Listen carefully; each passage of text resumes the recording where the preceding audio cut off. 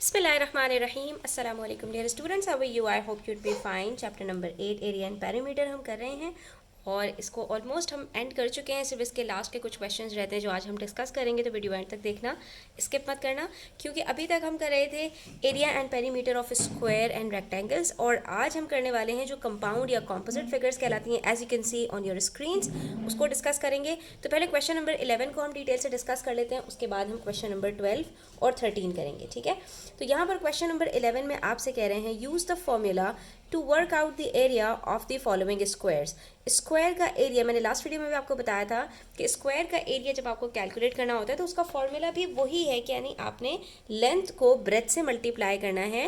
But what happens कि हमारे पास square के अंदर all four sides are equal, तो लेंथ और ब्रेथ क्योंकि बराबर बराबर होती हैं तो हम लेंथ को ही लेंथ से मल्टीप्लाई कर देते हैं। ये basically length multiply by breath है, लेकिन यहाँ पर हमारी लेंथ भी 13 होती है और ब्रेथ भी 13 होती है। तो हमने सिंपली क्या करना होता है कि जो भी लेंथ गिवन होती है, क्योंकि अब यहाँ पर हमें इसीलिए ब्रेथ नहीं बताई जाती क्योंकि लेंथ और ब्रेथ की जो मेजरमेंट है वो इक्वल होती है, तो हमने सिंपली लेंथ को मल्टीप्लाई कर देना होता है बाय इटसेल्फ और हमारे पास आंसर आ जाता है 169 सेंटीमीटर स्क्वायर, ठीक है। इसी तरह से 40 को 40 से मल्टीप्लाई करेंगे। ज़ीरो वाले नंबर्स को जब भी आप स्क्वायर करते हैं यानी अपने आप से मल्टीप्लाई करते हैं तो वो ज़ीरो डबल हो जाता है। तो यहाँ पर 4 को 4 से मल्टीप्लाई करेंगे द आंसर वुड बी 16, और ज़ीरो को डबल करेंगे तो इट बिकम 1600 सेंटीमीटर स्क्वायर। ये आपका एरिया होगा। सिमिलरली 17 का स्क्वायर करते हैं हम, तो अब इसके लिए आपको सिर्फ स्क्वायर्स याद होने चाहिए। 17 का स्क्वायर क्या होता है हमारे पास 289 सेंटीमीटर स्क्वायर, ठीक है। कोशिश करो कि 20 तक के स्क्वायर्स आप मेमोराइज कर लो, ठीक है। 12 का स्क्वायर क्या होता है 144 सेंटीमीटर स्क्वायर, और यहाँ पर आपका ये क्वेश्चन कंप्लीट हो जाता है, ठीक है। तो अब इसके लिए आपको अलग से फॉर्मूला याद रखने की ज़रूरत नहीं है, बस इतना पता होना चाहिए आपको कि square has all four sides equal, ठीक है। अच्छा, अब उसके बाद हम क्वेश्चन नंबर 12 की बात करें तो यहाँ पर आप देख सकते हो you have to work out these floor areas by dividing the shapes into rectangles. For example आप एक लाउंज में बैठे हैं और लाउंज की शेप कुछ इस तरह की है और आपको पता करना है कि इसका एरिया कितना होगा, इसने कितनी स्पेस कवर की है। एरिया हमें क्या बताता है कि कोई भी जो प्लेस है, कोई भी जो एरिया है, उसने टोटल कितना एरिया कवर किया हुआ है। तो इसको हम कैसे फाइंड आउट कर सकते हैं बच्चों? सिंपल, मैंने आपको बताया था कि यहाँ पर आपने एक डॉटेड लाइन ड्रॉ करनी है। डॉटेड लाइन से क्या होगा कि आपके पास एक ये रेक्टेंगल बन गया, आप देख सकते हो ये एक रेक्टेंगल है हमारे पास, और एक ये आपके पास दूसरा रेक्टेंगल बन गया जो ये आपके पास पूरा रेक्टेंगल है। अब इस तरह करने से फ़ायदा क्या होता है कि आप रेक्टेंगल 1 का एरिया अलग कैलकुलेट करो, रेक्टेंगल नंबर 2 का एरिया अलग कैलकुलेट करो, जो दोनों के आंसर्स आएंगे उसको आपने ऐड अप कर देना है, ठीक है। एरिया कैसे फाइंड आउट करते हैं? तो area of rectangle find out करने के लिए हमें एक लेंथ चाहिए होती है और एक ब्रेथ चाहिए होती है। तो अगर हम ये रेक्टेंगल नंबर 2 की बात करें, इसके अंदर हमारे पास लेंथ क्या है, तो लेंथ यहाँ से लेके यहाँ तक का जो डिस्टेंस है ये लेंथ होती है, ये रही 6.5 मीटर्स की लेंथ, ठीक है। और ब्रेथ की बात करें तो रेक्टेंगल नंबर 2 की ब्रेथ हमारे पास यहाँ से लेके यहाँ तक की है, ठीक है। ये पूरी इसकी ब्रेथ है। दो ब्रेथ्स होती हैं और दो लेंथ होती हैं, ये याद रखना। तो यहाँ पर हमारे पास ब्रेथ क्या है 5 मीटर्स। तो हम रेक्टेंगल नंबर 2 का एरिया फाइंड आउट करने के लिए सिंपली क्या करेंगे, 5 को 6.5 मीटर से मल्टीप्लाई करेंगे और हमारे पास रेक्टेंगल नंबर 2 का एरिया आ जाएगा। सिमिलरली रेक्टेंगल नंबर 1 की बात करें तो इसमें भी हमें लेंथ और ब्रेथ चाहिए। तो लेंथ हमारे पास यहाँ से लेके यहाँ तक की लेंथ है विच इज़ 3 मीटर्स, और इसकी ब्रेथ हमारे पास यहाँ से लेके यहाँ तक की है विच इज़ 1.5 मीटर्स। तो इन दोनों को भी हम मल्टीप्लाई करेंगे और हमारे पास रेक्टेंगल नंबर 1 का एरिया कैलकुलेट हो जाएगा, ठीक है। अब इसकी वर्किंग्स हम करके देख लेते हैं। तो ये देखो हमने क्या किया है, यहाँ पर हमने पहले R1 का एरिया फाइंड आउट किया विच इज़ 4.5 मीटर स्क्वायर। आपको डेसिमल्स के साथ मल्टीप्लाई करना आ गया है। यहाँ पर फिर से देख लो, एक रिवीजन हो जाएगा। 1.5 को हम 3 से मल्टीप्लाई कैसे करेंगे, तो 3 5s are 15, 3 1s are 3 plus 1 4, और डेसिमल के बाद एक डिजिट है तो हमारी भी एक डिजिट से पहले डेसिमल आएगा एंड इट बिकम्स 4.5, ठीक है। इसी तरह से 6.5 को आप 5 के साथ मल्टीप्लाई करोगे तो यू विल गेट 32.5। फिर आपने इन दोनों को ऐड कर देना है। तो ऐड करने के लिए भी आपको याद होगा डेसिमल्स को हम कैसे ऐड करते हैं, decimal will come below decimal, ठीक है। डेसिमल एक ही लाइन में आता है और इसके बाद हमने इसको ऐड करना होता है, ठीक है। तो हमारे पास क्या होगा आंसर, 5 + 5 10, 4 + 2 + 1 is 7, और ये 37.0 विच इज़ 37 मीटर स्क्वायर। तो इसका मतलब ये हुआ कि हमारे पास ये जो पूरा फ्लोर है इसका एरिया कितना होगा 37 मीटर स्क्वायर। बिल्कुल इसी तरह से हम फिगर नंबर 2 का भी एरिया कैलकुलेट करेंगे। अब इसको आप दो तरह से स्प्लिट कर सकते हो, आप चाहो तो इसको इस तरह से स्प्लिट करो, ठीक है। तो अब आपके पास ये R1 और ये R2 हो जाएगा, ठीक है। और आप इसको एक तरह से और भी स्प्लिट कर सकते हो कि आप यहाँ पर ये लाइन ड्रॉ करो, आपके पास ये R1 और ये R2 हो जाएगा, ठीक है। अगर हम इस तरह से करते हैं तो हमारे पास ये जो R1 है इसके अंदर ये हमारे पास ब्रेथ होगी और ये हमारे पास लेंथ होगी यहाँ से लेके यहाँ तक। और ये आप देख सकते हो कि ये दो लाइंस पैरेलल हैं, तो यहाँ से लेके यहाँ तक की जो हमारे पास लेंथ है वो 3.5 मीटर्स है। तो R1 की लेंथ होगी 3.5 मीटर्स और इसकी ब्रेथ होगी 8 मीटर्स। आप लेंथ और ब्रेथ किसी को भी ले सकते हैं, ठीक है। इसको भी आप लेंथ बना सकते हो, इसको भी आप लेंथ बना सकते हो, इसको भी आप ब्रेथ बना सकते हो, इसको भी आप ब्रेथ बना सकते हो, ठीक है। तो R1 की हमारे पास लेंथ और ब्रेथ 3.5 और 8 मीटर्स होंगी। और उसके बाद R2 की बात करें तो R2 के अंदर हमारे पास 4 मीटर्स की लेंथ है और ब्रेथ हमारे पास कितनी होगी यहाँ पर। तो अब हम इसको स्प्लिट नहीं कर सकते। वजह उसकी क्या है कि हमें यहाँ से लेके यहाँ तक की लेंथ तो दी हुई है, लेकिन यहाँ से लेके यहाँ तक की हमें लेंथ नहीं बताई हुई, ठीक है। तो हम इसको कैलकुलेट कर सकते हैं। कैसे कैलकुलेट कर सकते हैं बच्चों? अच्छा, यहाँ से लेके यहाँ तक की ये 4 मीटर्स नहीं है, ये जो है वो यहाँ से लेके यहाँ तक की हमें बताई हुई है कि लेंथ जो है हमारे पास यहाँ से लेके यहाँ तक की वो कितनी है, 4 मीटर्स की है। तो बाकी यहाँ से लेके यहाँ तक की कितनी होगी? अगर हमारे पास ऊपर से लेके नीचे तक, यहाँ से लेके यहाँ तक हमारे पास 4 मीटर्स है और यहाँ से लेके यहाँ तक पूरी हमारे पास इसके पैरेलल है 8 मीटर्स के।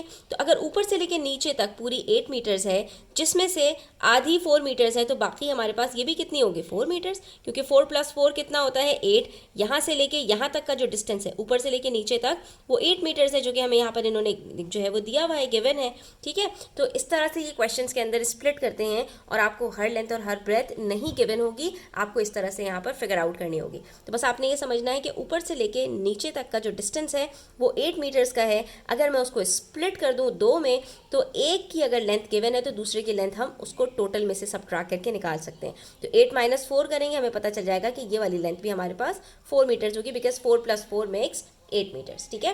तो अब हमारे पास R2 की जो लेंथ और ब्रेथ है वो कैसे होगी, ये रही हमारे पास ब्रेथ, और यहाँ से लेके यहाँ तक का डिस्टेंस कितना होगा, तो इसको भी इसी तरह से कैलकुलेट करेंगे, क्योंकि यहाँ से लेके यहाँ तक पूरा हमारे पास जो डिस्टेंस है वो 7 मीटर्स का है, जिसमें से यहाँ से लेके यहाँ तक आधा हमें 3.5 दिया हुआ है। तो यहाँ से लेके यहाँ तक का डिस्टेंस भी कितना होगा, 3.5, ठीक है। 3.5 + 3.5 मेक्स 7, और ये हमारे पास टोटल यहाँ से लेके यहाँ तक का 7 है। तो यहाँ से लेके यहाँ तक का भी 7 ही होगा ना, क्योंकि ये आपस में पैरेलल है। आप देख सकते हो कि यहाँ से लेके यहाँ तक का जो डिस्टेंस है वही यहाँ से लेके यहाँ तक का भी डिस्टेंस है। इसका मतलब है ये दोनों बिल्कुल बराबर हैं। अगर ये यहाँ से लेके यहाँ तक 7 मीटर्स है तो यहाँ से लेके यहाँ तक का भी 7 मीटर्स होगा, और अगर यहाँ से लेके यहाँ तक का 7 मीटर्स है जिसमें से यहाँ से लेके यहाँ तक अगर 3.5 है तो ये भी 3.5 होगा। कैसे पता चला? 3.5 + 3.5 7 होता है, ठीक है। तो आप ये सबट्रैक्ट करके यहाँ पर निकाल सकते हो इस तरह से, ठीक है। ये देख लीजिए आपके पास आंसर 3.5 आ रहा है, ठीक है। तो अब आप चाहो तो इस तरह से कर लो R1 और R2। R1 की आपके पास लेंथ और ब्रेथ 8 मीटर्स बाय 3.5 मीटर्स है, और R2 की लेंथ और ब्रेथ आपके पास 4 मीटर्स बाय 3.5 मीटर्स है। चाहे तो आप इस तरह से कैलकुलेट करें, और चाहे आप इसको R1 बनाइए और इसको R2 बनाइए। तो आई थिंक ये वाला ज़्यादा मेथड इजी है, क्योंकि इसके अंदर आपके पास R2 की लेंथ 7 मीटर्स है और ये आपके पास ब्रेथ इसकी कितनी होगी, तो 8 मीटर्स का हाफ विच इज़ 4 मीटर्स। तो 7/4 करना है आपको, और R1 के लिए आपके पास ये है लेंथ 4 मीटर्स की और ब्रेथ है 3.5 मीटर्स। तो इन दोनों को मल्टीप्लाई करोगे तो इसके अंदर आपको ज़्यादा कैलकुलेशंस इन्वॉल्व नहीं है। तो इस तरह से आप स्प्लिट करके इसको सॉल्व कर लीजिए, ठीक है। हमारे पास जो ऊपर वाला रेक्टेंगल है वो R1 है। R1 की हमारे पास यहाँ पर जो एरिया आ रहा है वो 14 मीटर स्क्वायर आ रहा है, 4 × 3.5, और R2 का जो एरिया है वो 7 × 4 है। क्योंकि हमारे पास जो दोनों ब्रेथ्स हैं वो 8 मीटर्स में स्प्लिट हो रही हैं, हाफ हाफ में, तो दोनों तरफ 4 की हैं और लेंथ दोनों की गिवन है। तो हमारे पास इसका एरिया 28 मीटर स्क्वायर है। टोटल एरिया कैसे कैलकुलेट करेंगे, 14 को प्लस कर देंगे 28 के साथ, तो हमारे पास टोटल एरिया कैलकुलेट हो जाएगा, ठीक है। इस तरह से आपने इसको सॉल्व करना है, ठीक है।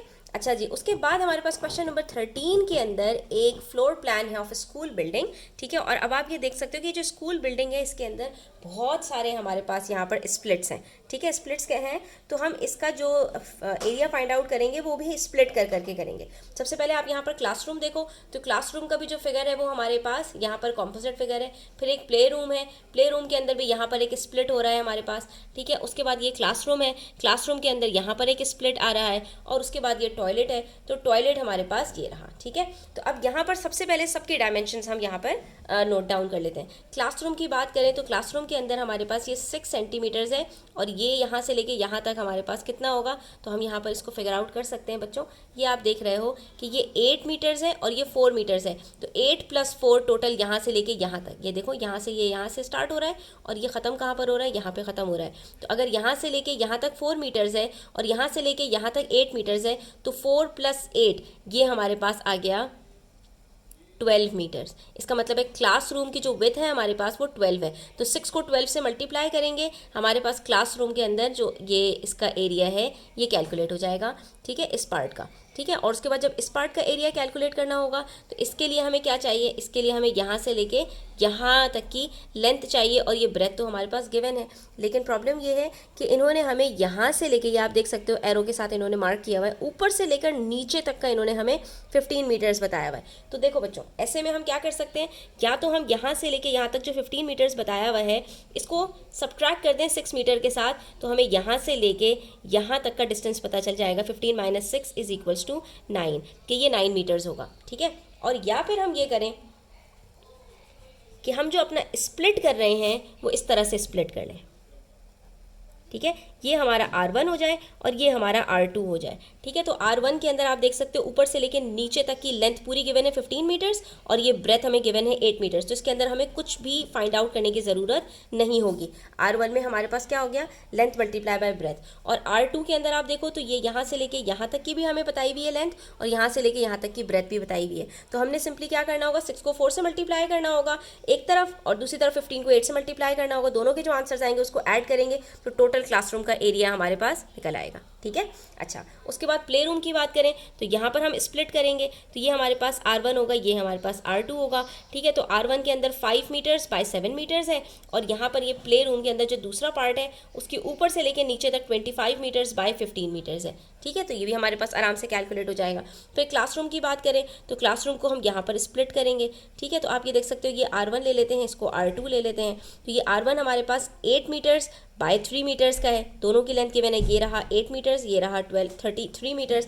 8 को 3 से मल्टीप्लाई करेंगे, R1 का एरिया निकल आएगा, और R2 के लिए ये रही लेंथ 9.5 और ये रही ब्रेथ 15 मीटर्स, तो 15 मीटर्स को 9.5 से मल्टीप्लाई करेंगे, R2 का एरिया कैलकुलेट हो जाएगा। उसके बाद टॉयलेट की बात करें तो टॉयलेट के अंदर भी हमारे पास ये यहाँ से लेके यहाँ तक है, तो पूरा एक रेक्टेंगल ही है 7 मीटर्स बाय 5 मीटर्स का, तो 7 को 5 से मल्टीप्लाई करेंगे, हमारे पास टॉयलेट का भी एरिया कैलकुलेट हो जाएगा, ठीक है। अब हमने एक एक करके सबका एरिया कैलकुलेट करना है, और आखिर में हम सब के टोटल एरियाज़ को जब ऐड करेंगे तो पूरे स्कूल बिल्डिंग का हमारे पास एरिया कैलकुलेट हो जाएगा, ठीक है। लेकिन इन्होंने हमें as a total all together करके हमें नहीं फाइंड आउट करना, हमें इन्होंने कहा है work out the area of each room in it, हमें हर रूम का एरिया अलग अलग फाइंड आउट करना है, ठीक है।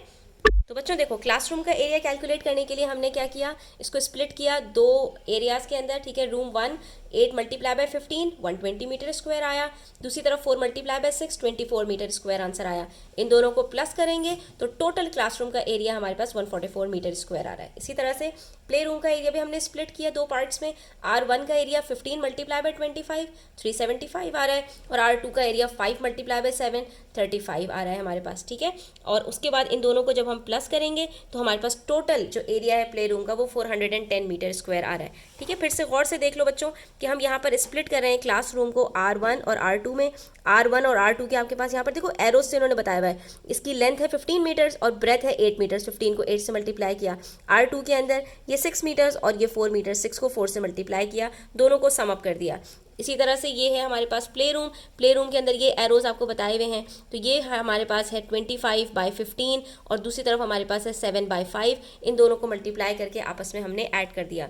सेम हम यहाँ पर क्लासरूम के साथ भी करेंगे, ये क्लासरूम हमारे पास B है, अभी हमने क्लासरूम A का किया था। अच्छा, उसके बाद एरिया ऑफ क्लासरूम B हमने फाइंड आउट करना है, तो उसके लिए हमारे पास क्या है, एक डायमेंशन है 8/3 की 24 मीटर स्क्वायर उसका एरिया आ रहा है, और दूसरी है 15/9.5 की, तो उसका एरिया हमारे पास 142.5 मीटर स्क्वायर आ रहा है। इन दोनों को प्लस करेंगे the answer would be 166.5 metre square. और टॉयलेट तो हमारे पास ऑलरेडी रेक्टेंगुलर शेप में है, तो इसका एरिया हमारे पास 35 मीटर स्क्वायर आएगा। ठीक है, फिर से देख लो बच्चों, यहाँ पर ये क्लासरूम बी जो है हमारे पास, तो इसके अंदर ये रही हमारे पास एक ब्रेथ और ये रही हमारे पास लेंथ। तो ये पूरा जो हमारे पास रेक्टेंगल बनेगा इसका एरिया 9.5/15 होगा, और दूसरी तरफ हमारे पास ये वाला जो रेक्टेंगल बन रहा है, हमने स्प्लिट कर दिया ना रेक्टेंगल्स के अंदर, तो ये रहा इसकी लेंथ 3 मीटर्स और ये रही इसकी ब्रेथ 8 मीटर्स, इसलिए हमने 3 को 8 से मल्टीप्लाई किया और दोनों को जब प्लस किया तो 166.5 मीटर स्क्वायर हमारे पास आंसर आ रहा है। और टॉयलेट आप देख सकते हो ऑलरेडी हमारे पास रेक्टेंगुलर शेप में है, तो यहाँ पर हमने 7 को 5 से मल्टीप्लाई करना है, the answer would be 35 metre square. ठीक है, और अब अगर आप चाहो तो तमाम को ऐड करके और इसका टोटल एरिया भी कैलकुलेट कर सकते हो। अब इसका टोटल एरिया क्या आता है ये आप मुझे कमेंट सेक्शन में बताना। आज के लिए इतना ही, इंशाल्लाह नेक्स्ट वीडियो में हम इसके वर्ड प्रॉब्लम सॉल्व करेंगे। तब तक अपना बहुत सारा ख्याल रखिएगा, चैनल पर नए हो तो सब्सक्राइब करते जाना, और वीडियो अच्छी लगी हो तो लाइक करना, अपने फ्रेंड्स के साथ शेयर करना ना भूलना। टेक केयर, अल्लाह हाफिज़।